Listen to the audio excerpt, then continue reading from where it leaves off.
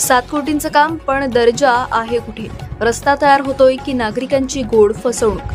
जनतेचा वालीवर पहा काँक्रिटीकरणाचा पर्दाफाश. मनोर बेलगाव रस्त्याची खराब अवस्था. पायाच कच्चा असेल तर इमारत टिकणार कशी असा प्रश्न निर्माण झालाय. मनोर बेलगाव रस्त्यावरून नागरिकांचा वनवास अखेर संपण्याची आशा निर्माण झाली आहे.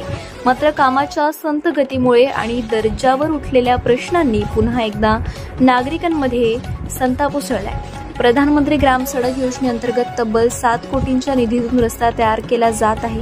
पण ठेकेदार आणि अभियंत्यांच्या हलगर्जीपणामुळे दर्जा आणि पारदर्शकतेवर मोठं प्रश्नचिन्ह निर्माण झालंय. काँक्रीट टाकताना आवश्यक असलेल्या तांत्रिक प्रक्रियेचं उल्लंघन केलं जात आहे. जीएसबी थर नीट घातला जात नाही. वॉटर क्युरिंग होत नाहीये. काँक्रीटमध्ये माती मिसळलेली दिसतेय आणि काम सुरू आहे तेही कासवाच्या गतीत.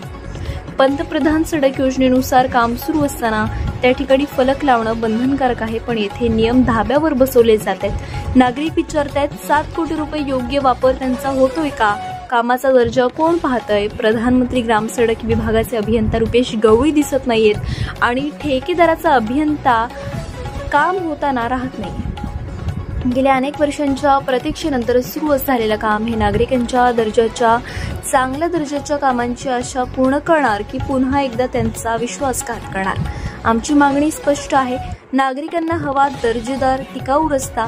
7 कोटींचा निधी पारदर्शकपणे खर्च व्हावा आणि दोषी अधिकाऱ्यांवर कारवाई झालीच पाहिजे.